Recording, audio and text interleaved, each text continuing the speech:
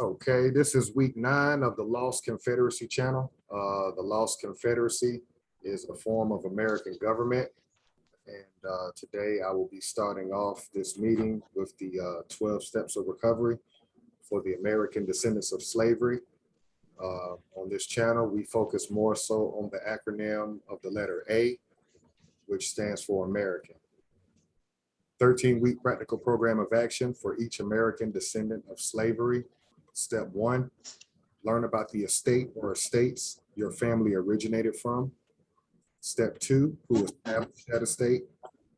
Step 3, what nation and confederacy had jurisdiction in that area prior to the European. Step 4, ask all nonprofit organizations you attend, what's your position on reparations? Step 5, that they either support it or they don't. No support, no money.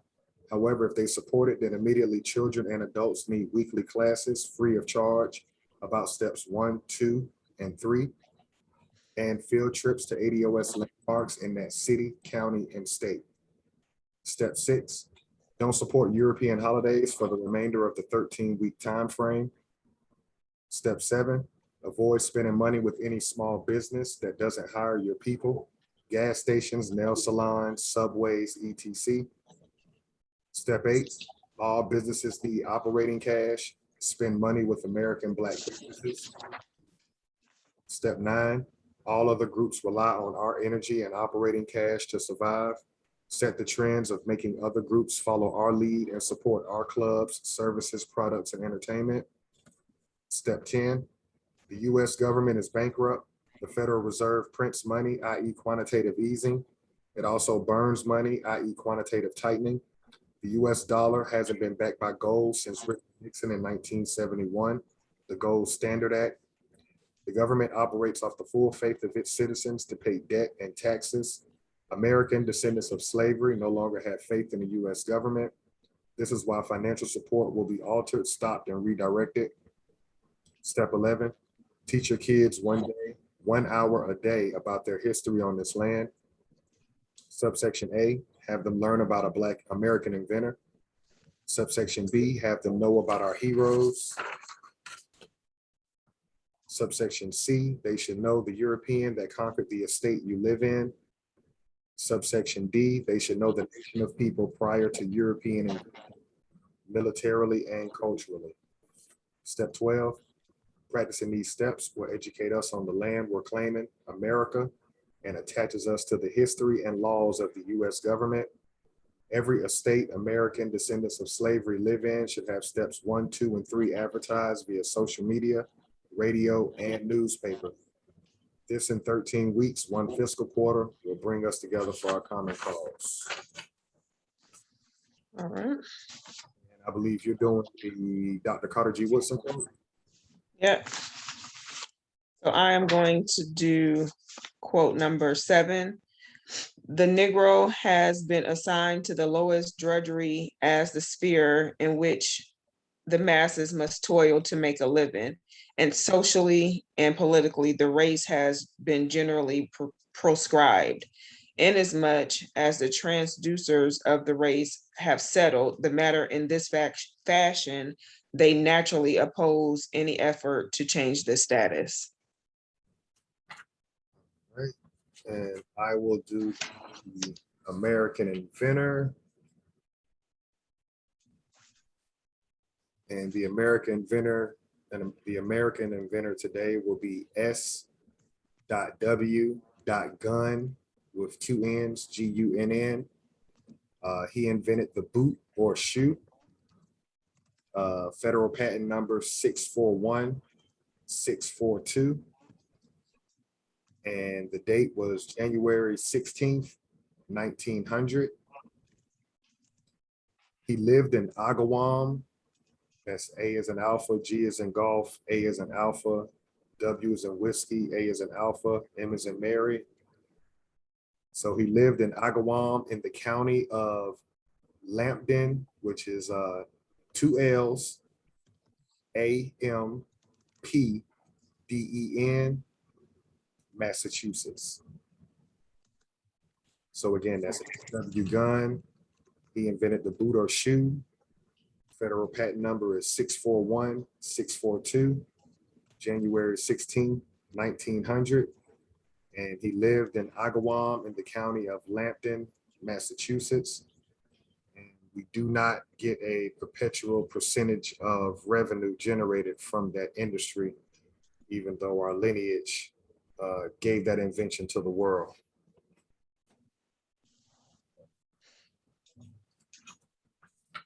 So I will also be doing the maroon historical points.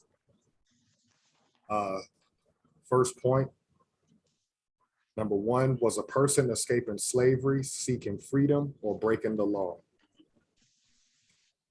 Point two, providing unity and a strong defense came first. Point three, maroon leaders were first and foremost military figures. Point four, Maroons established guerrilla warfare, planting sharp sticks in thick grass.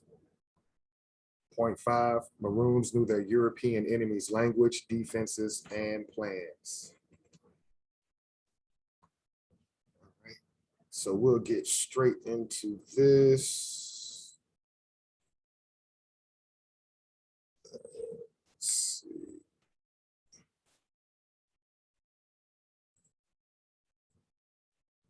So we'll pull this up.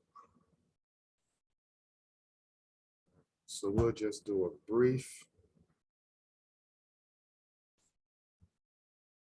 summary of the First Seminole War as we get ready to go into the American Removal Act, also known as the Indian Removal Act. Point one on the summary of the First Seminole War.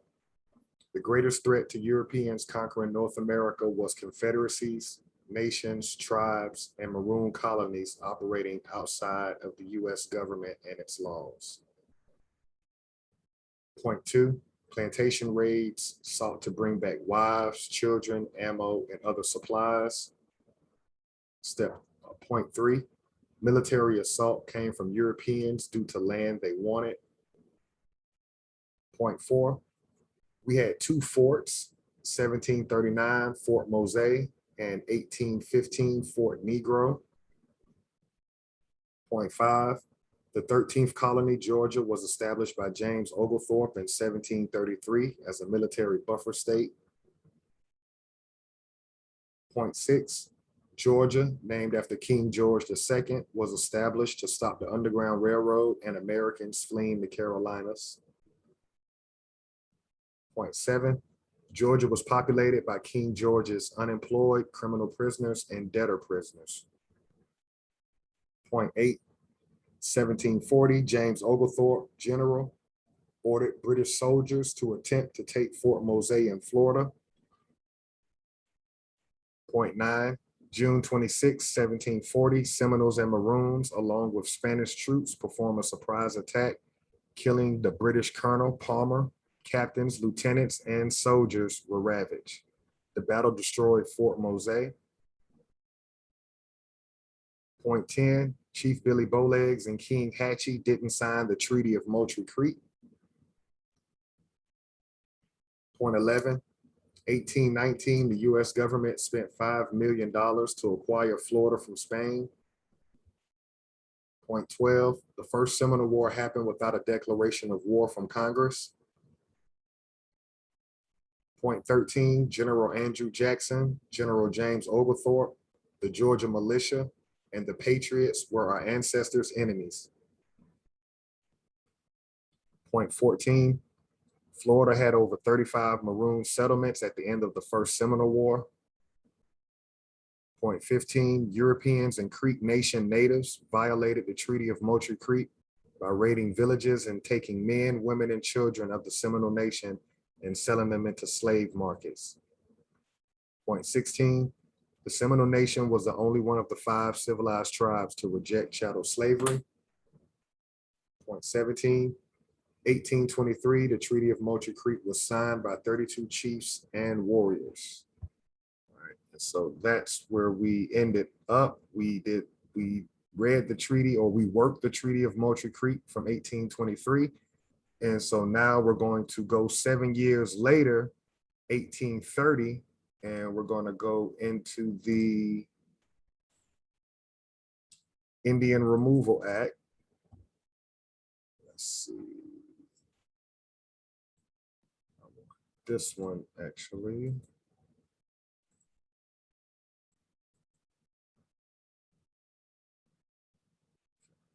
So we're gonna do the one from the Library of Congress. So the way they got it, we also have this copy, Chief Quietwater, but the way that they have the document, it starts at the bottom here, and then we'll pick it up on the next page. You see, this is section 6, 7, 8, and 9. So we'll start here, and then we'll go to section 1 and do the Indian Removal Act. Let's see if I can make this a little bit bigger.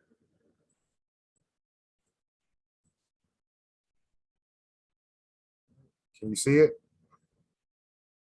You're on mute. Yes, I can see it. Okay, you want to start? Sure. So we're starting and right there. Okay, an act to provide for an exchange of lands with the Indians residing in any of the states or territories and for their removal west of the river Mississippi. So basically it's just starting off by, I guess, stating what this actually is going to entail in regards to moving the Americans west of the Mississippi. Right. And I'm just gonna show this image real quick so people can have their minds right. So this act is getting ready to move all these Americans west of the Mississippi River, and the Mississippi River, if you can look at this image, it starts in the Gulf of Mexico, comes into Louisiana, and it runs all the way up to Canada. So they want all Americans on this side of this river, the Mississippi River. So if your ancestors were from this area, if your bloodline goes back here, that means your ancestors were those that fought and did not go into Oklahoma, or what was then called Indian Territory. All right. Okay. Be it enacted by the Senate and House of Representatives of the United States of America in Congress assembled, that it shall and may be lawful for the President of the United States to cause so much of any territory belonging to the United States west of the river Mississippi, not including in any state or organized territory, and to which the American title has been extinguished, as he may judge necessary, to divide. To be divided. To be divided. Okay.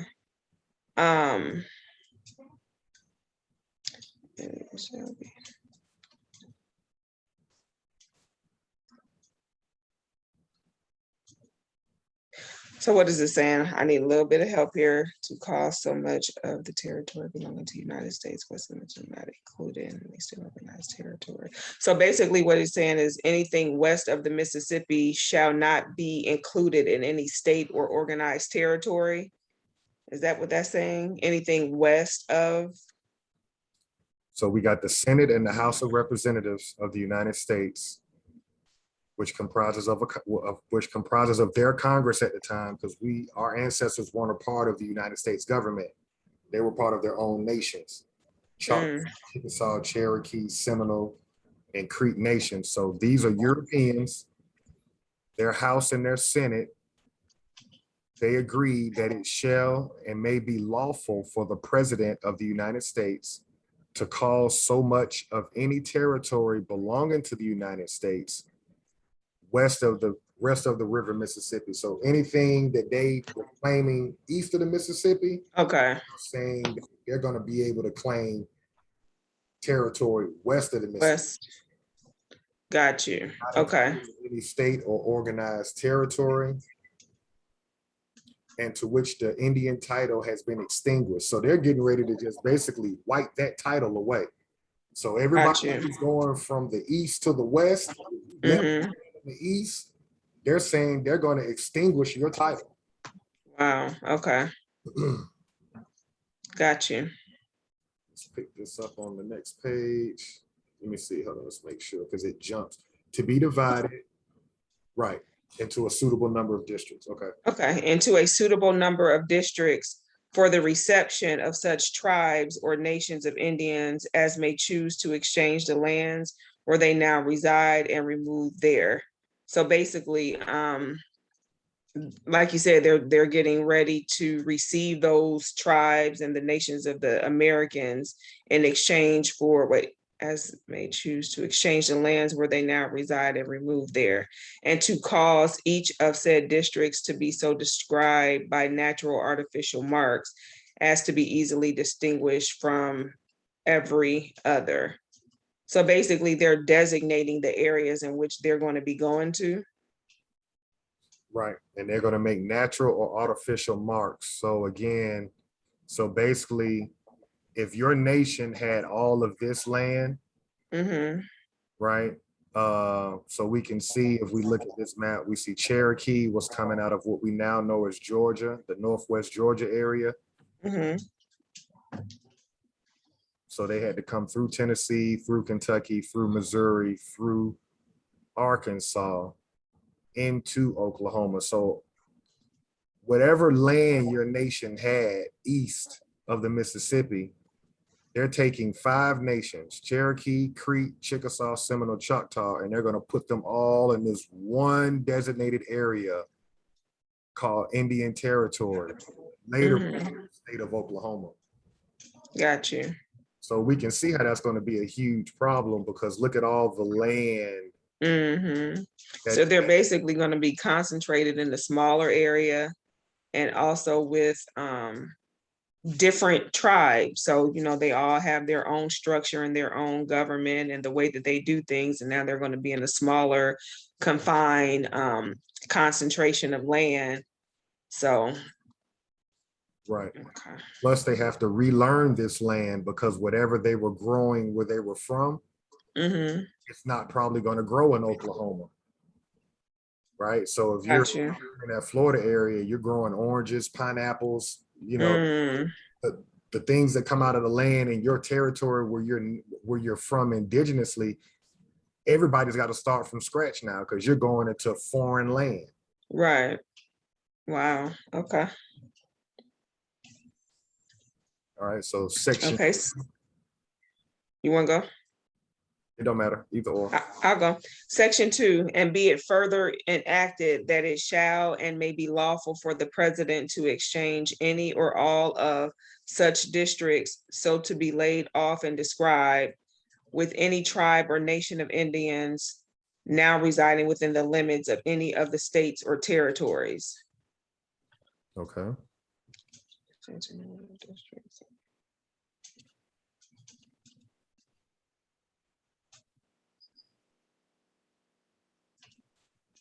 Help me out on this one. All right. So if you're already living in what they called Indian Territory, the president of the United States has the power to remove you from where you're from and let these different nations come in and take your land. Okay. Okay. Wow. That's what Europeans voted on within their Congress. They gave their president the power to, let's go back to what you just read, and it be further enacted that it shall and may be lawful. Okay.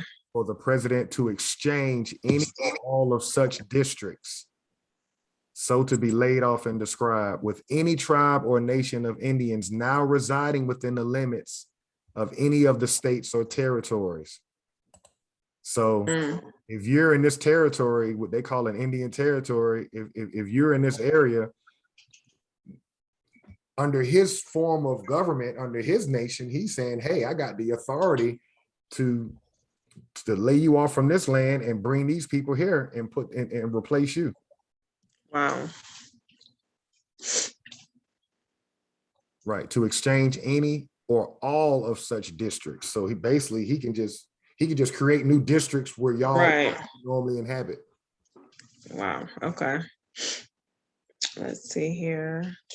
And with which the United States having existing treaties for the whole or any part or portion of the territory claimed and occupied by such tribe or nation within the bounds of any or more of the states or territories where the land claimed and occupied by the Indians is owned by the United States. Basically, that's just saying what you just said. They have the authority to do that. Or the United States are bound to the state within which it lies to extinguish the Indian claim hereto. So basically, they just supersede anything that they had going on. They just coming in and just saying that we have the authority to do XYZ over the land that you already had. And with which the United States have existing treaty for the whole or any part or portion of the territory claimed and occupied by such tribe or nation within the bounds of any one or more of the states or territories where the land claimed and occupied by the Indians is owned by the United States, or the United States are bound to the state within which it lies to extinguish the Indian claim thereto. Yeah, they're going to take the claim, whether we went in the treaty or not with you, Right. whether we went in the treaty or not with you, if that state or territory has land that the United States has claimed, yeah, they're basically saying you're going west, right? And this is critical for our history because our ancestors didn't run west, so we stayed. Now the downside of that is you're gonna catch hell from the United States government because this American Removal Act, it's basically this is a military operation, and these people were traveling by foot. Keep that in mind. Right. There were no cars back then. They were on foot, walking from Georgia to Oklahoma, Tennessee, Memphis, Missouri. So yeah, basically if your bloodline did not go west of the Mississippi River, that's going to fall right in line with Jim Crow, black codes and segregation under military occupation. Let's go back. All right, section 3. And be it further enacted that in the making of any such exchange or exchanges, it shall and may be lawful for the president solemnly to assure the tribe or nation with which the exchange is made, that the United States will forever secure and guarantee to them and their heirs or successors the country so exchanged with them. Okay. Which, didn't they renege on that? Well, what are you taking from that? Assure the tribe or nation with which the exchange is made that the United States will forever secure and guarantee to them and their heirs. They're basically saying that they will wait a minute, let me read it again. The United States will forever secure and guarantee to them. When it says will forever secure and guarantee to them, are they talking about the United States or the Indians? They're talking about the Americans. The Americans, okay, guaranteed to them and their heirs or successors. So basically they're saying that they're going to basically guarantee them and their heirs or successors the country so exchanged with them, the land. Is that what they're saying? Right, that in the making of any such exchange or exchanges, talking about the land, it may be lawful for the president solemnly to assure the tribe or nation with which the exchange is made that the United States will forever secure and guarantee to them and their heirs or successors the country so exchanged with them. So if we told you could have this area in the Treaty of Moultrie Creek, right, and now we deciding that we're going to remove you west of the Mississippi into Indian territory, we will secure that your heirs will be able to keep this land. That land, okay. Right, but here's basically what they exchange. Okay. The trick is the United States government doesn't own any of this. Right. right? But they're trying to make it seem like we'll protect you and you'll forever have this territory. Mm-hmm. But the rest of this, which is really your home, because this is where you're from, Mm-hmm. the rest of this is now going to be the United States government. Wow. But we'll protect you and you'll forever be able to have this. So this is where the split in the nation happens between these nations. These 5 nations, everybody did not go here. Right. That's how your bloodline comes out of Alabama. That's how my bloodline comes out of Georgia. Everybody didn't go west. Mm-hmm. But according to this American Removal Act, if you went west, they're saying, hey, by selling out, by tapping out and stop fighting us, the United States will guarantee that you keep this Indian territory forever. Wow. Right. But the trick is you never had any of it. Right. So got you. Okay.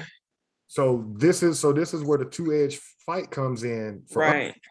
because So that area is currently reservation land. Got you. right. But that's our family. Mm-hmm. And so they feel like they got one up on us, the quote unquote prisoners of war, because they got their language, they got their culture, and they do have land. Right. Indian territory, which is those of us that did not run, Mm-hmm. we're 100% under military occupation. Right. It's even more clearer now. And they were basically it was under the guise that the Europeans were taking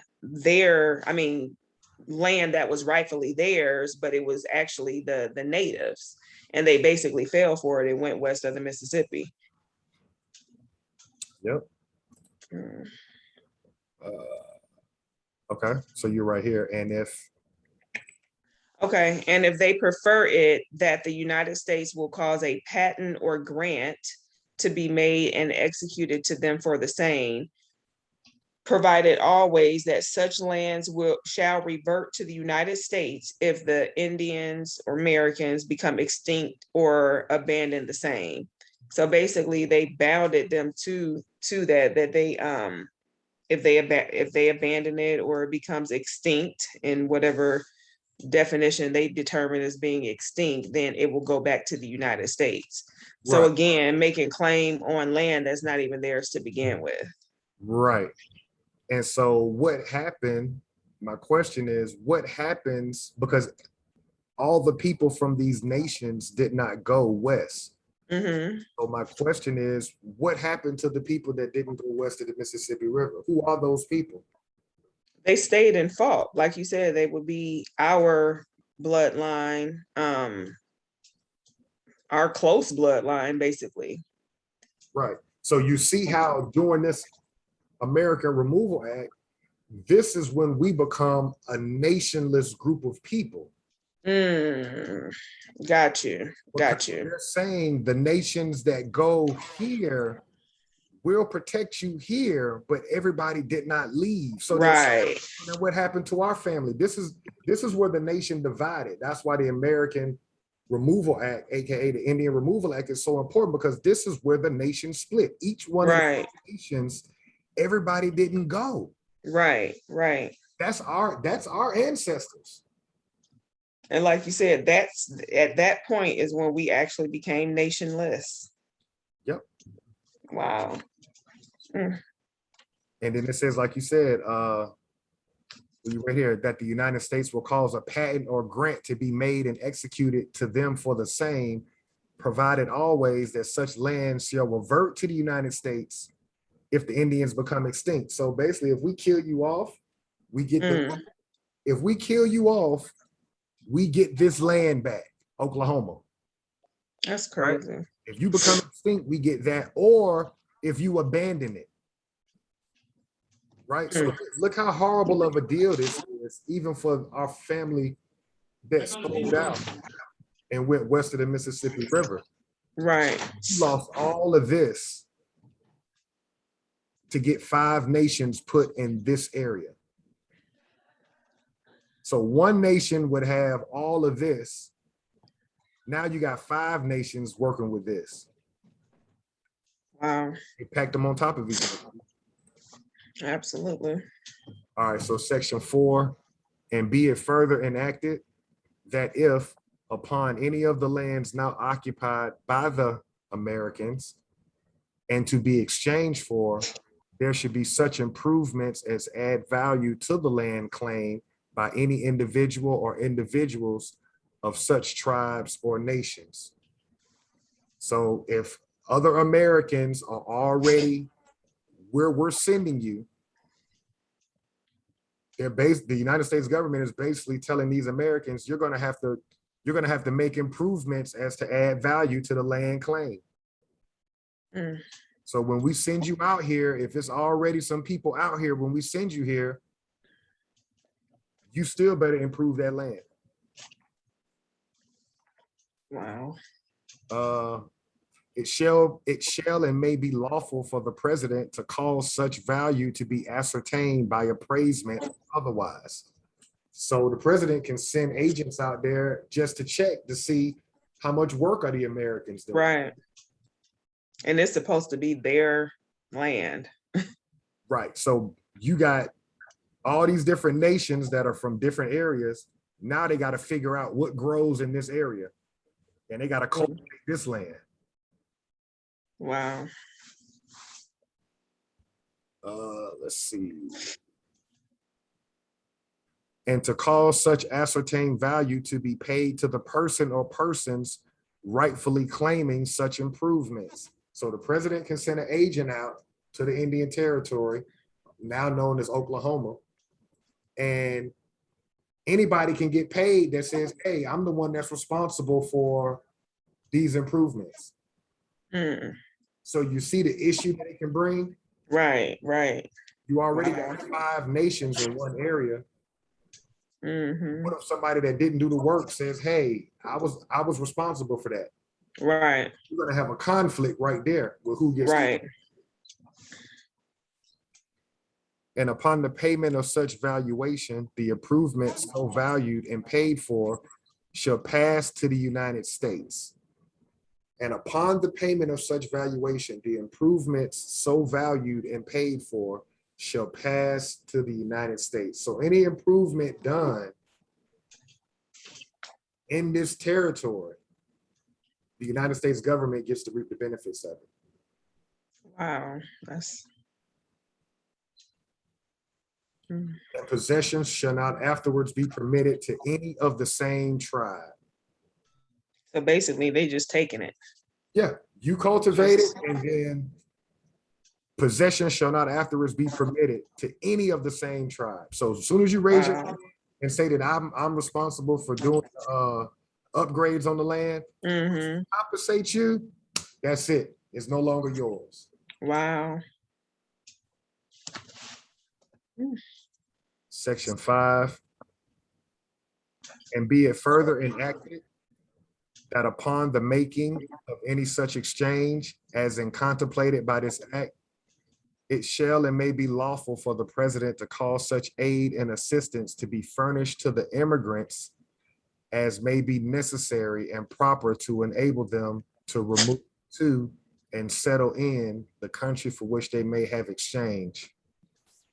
So it's given the authority to the president to basically cause such aid and assistance to be furnished as may be necessary and proper to enable them to move, settle in to the country that they may have been exchanged for. So it's up to the president to go ahead and fund this.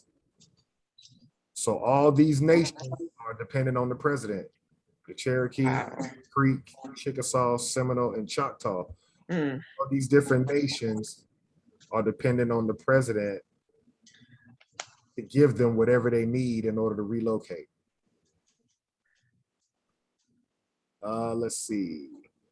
And also to give them such aid and assistance as may be necessary for their support and substance for the first year after their removal.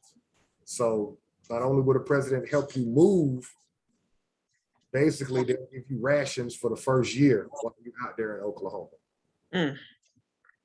What you got from that?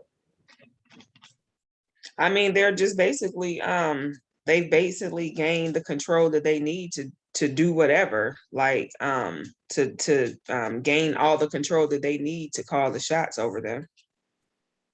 And they're just giving them a little bit of nothing for them to sustain. All right, section 6. And be it further enacted that it shall and may be lawful for the president to cause such tribe or nation to be protected at their new residence against all interruption or disturbance from any other tribe or nation of Indians. So they're saying, once we move you out here, if it's any kind of conflict with the people who are indigenous to this area, if they feel like they don't want your nation coming in here, then the United States government is going to side with the nations that they're shipping. Okay. So the United States government is saying, we're going to have the Cherokee, Creek, Chickasaw, Seminole, and Choctaw back against any nations or tribes that are saying, hey, this is our area. Got you.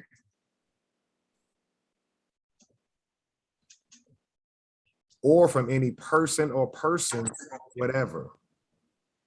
All right, so that it shall be and Lawful. that it shall and may be lawful for the president to cause such tribe or nation to be protected at their new residence against all interruption or disturbance from any other tribe or nation of Americans or from any other person or persons whatsoever. So basically the United States is saying, we got your back, whether it's an individual that's giving you a problem or it's other tribes or nations that are claiming that land when we move y'all out there. Section 7, you want to do this one? Sure. And be it further enacted that it shall and may be lawful for the president to have the same superintendents and care over any tribe or nation in the country to which they may remove, as contemplated by this act. So so basically the same, they're overseeing any tribe or nation in the country from where they came from. Oh, to which, yeah, okay. So they're saying, once we move you out of this area, Mm-hmm. then if you whatever tribe or nation that remains, we're going to be the superintendents. Got you. And so again, this is just further proven military occupation, because what people aren't told or people have to understand is the military escorted these nations on foot to Oklahoma. Mm-hmm. This is military. They did not willingly go. Guns were Right. backs. This is Right. what's called the Trail of Tears. The Indian Removal Act is what they call the Trail of Tears. People were crying. They were losing. Dying. Right. Mm-hmm. Okay, so you're right here. As contemplated by this act. As contemplated by this act, that he is now authorized to have over them at their present places of residence, provided that nothing in this act contained shall be construed as authorizing or directing the violation of any existing treaty between the United States and any of the Indian tribes.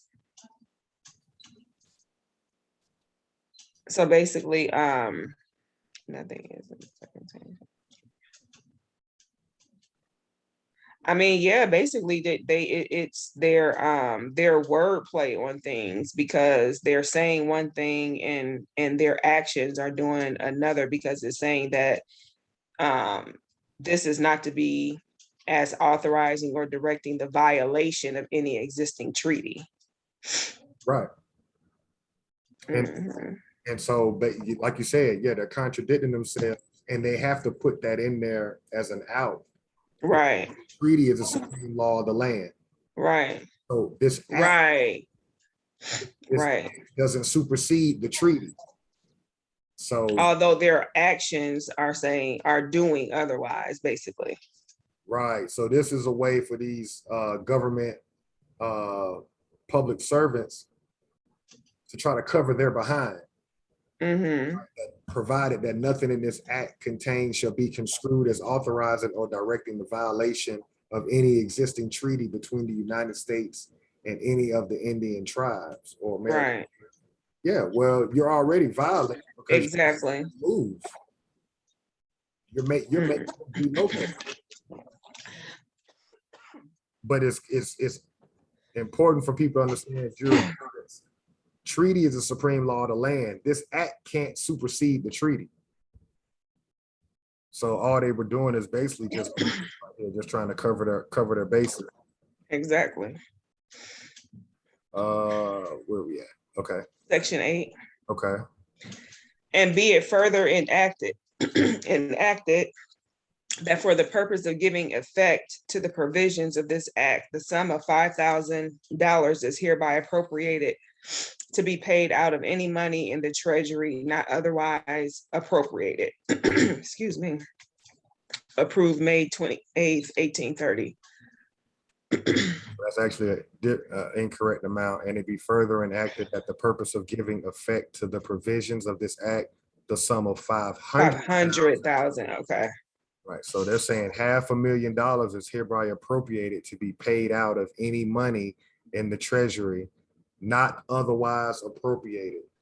So again, if they have it budgeted, then they can give it. But what if all of their money is already appropriated?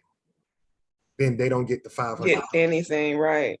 Wow. So that's another catch-22. Mm-hmm. And again, so we're talking 5 nations, $500,000. 1, 2, 3, 4, 5 nations are being relocated. Each nation is getting $100,000 a piece, you could say. Mm-hmm. Okay, so we can see how they were set up to be in poverty. Right, exactly. Because if you're the Seminole Nation, you were doing trade because you had access to all your ports. Exactly. You were growing whatever was coming out of the land in your territory. If you were from Cherokee, which would be that Georgia area, you don't have access to your ports anymore. Right. Or your rivers where you established trade for years. You're all being moved inland. Mm-hmm. Away from any way to make money. Oklahoma's inland, right? You have no more access to ports. So you took 5 nations and just basically put them inland. Yeah, you put them inland. You took them off the ports. And so now you're completely dependent upon the United States government giving you rations via their budget. Wow. Mm. Let me see. So that's section 8. Let me see. Okay, so we'll stop here.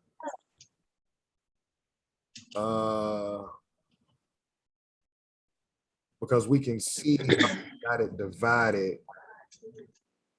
Because it starts here, section 8, and it be further enacted. But when we go to this other page, okay, and it be further enacted, but this is a different section 8. Oh. For the same act. And why is that? The way they got the pages. Oh, I see what you're saying. Okay. Yeah, they don't have the page. So what we'll do is we will start. Let me see if I can get this out the way.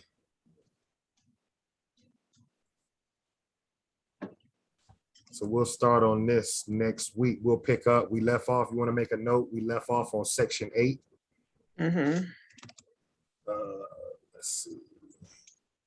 Right, we left off here. So we did the first 8 sections. And so we're starting section 9 or continuing with section 8. Yeah, we'll continue with section 8, but like I said, the way that they have it uploaded in the Library of Congress, mm-hmm. It looks like we'll start. Let me see something real quick.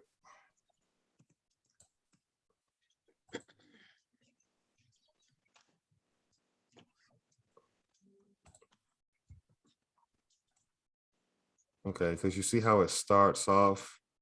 The first part we read is at the bottom of the page. Yeah. And then we had to go to this page in order to pick up and read that page. So what we'll do, I see, right there. yeah, so what we'll do is we'll come back over here. Yeah, we'll start on the second page. We'll start on this one. So we'll start from section 6 on page 411. Okay. And then we'll be able to flow through it. And I mean, I think it's really self-explanatory. If there's anything that you want to, anything else you want to add, there's different maps where you can see, but they all pretty much show the same route. Here's a little bit more detail where they can show, they're showing the routes taken. So none of the routes change, as we spoke about last week. Florida and Louisiana have a direct link through the American Removal Act, because people from Florida were shipped through the Gulf of Mexico into Louisiana, and then they had to walk it out into Indian lands. The people already in, well, people from Mississippi, they had to walk through Louisiana, through Arkansas, into Oklahoma, or what they call Indian lands. Right. You can see people from Iowa territory. They pulling them down into that area. People from Tennessee. Wow. So we can see how I just think it's proof that it's military occupation. What would you say? I agree. I mean, this definitely describes it more easier to understand the way that you explain why it is military occupation. What, the American Removal Act? I mean, how you explain how that's when everything split, the people who were forced to leave and the people that did not go. So, yeah. So what if the people that are in Oklahoma right now, Indian Territory, what if they're living a lie that no, everybody did leave during the American Removal Act? How could you prove them wrong based on what we know? Like if somebody that was in Oklahoma Territory right now and they said, no, every single American left the Creek Confederacy, which was the Carolinas all the way to Louisiana. Well, that's why, like you said before, that that's how Jim Crow developed, because there was people that were actually still fighting for rights and things of that nature. So that would prove that that's not true, right? Well, that's why we're doing the Seminole Wars. That's why the Seminole Wars. Okay, right, yeah, okay. It debunks the myth that right. Went they fought, right. Because it was 3 wars. Right. So the first one was 1823. Then they did the American Removal Act. So the people that are here now, if they're saying, well, everybody left and came to Oklahoma, that's what we had. Well, okay, so let's just go with that lie. Everybody left. So who was the people that fought in the Second Seminole War? Right. Okay, I see what you're saying. Yeah. They lying. Right. So we got 2 liars going on. We got the United States government that's lying because they're claiming to be American when they're not. And then you got these people out of the Oklahoma Territory. They're acting as if everybody who's in Oklahoma now are the Americans. And they're acting like everybody who did not leave is not American. Right. But again, if everybody left, then you wouldn't have had a second Seminole War or a third Seminole, right.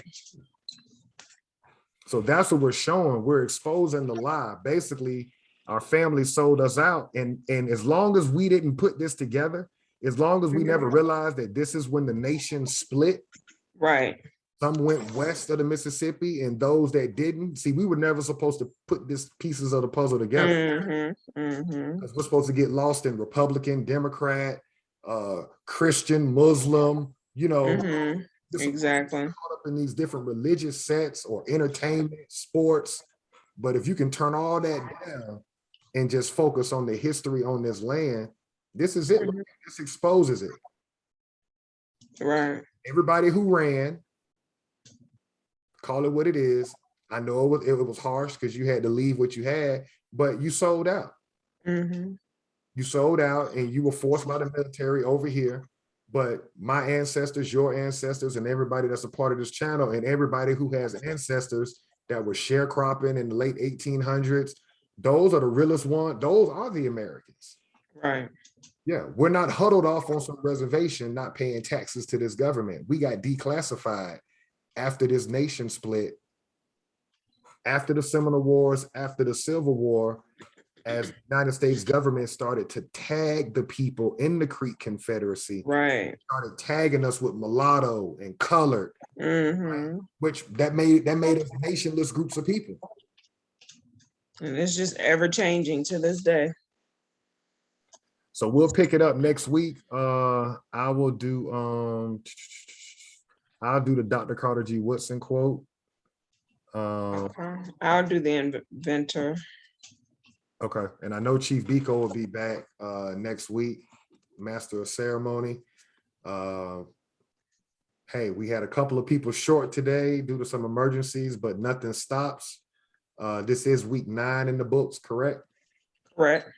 Okay, so next week will be week 10 as we walk down the 3rd fiscal quarter of 2021. And we'll see y'all next week. All righty.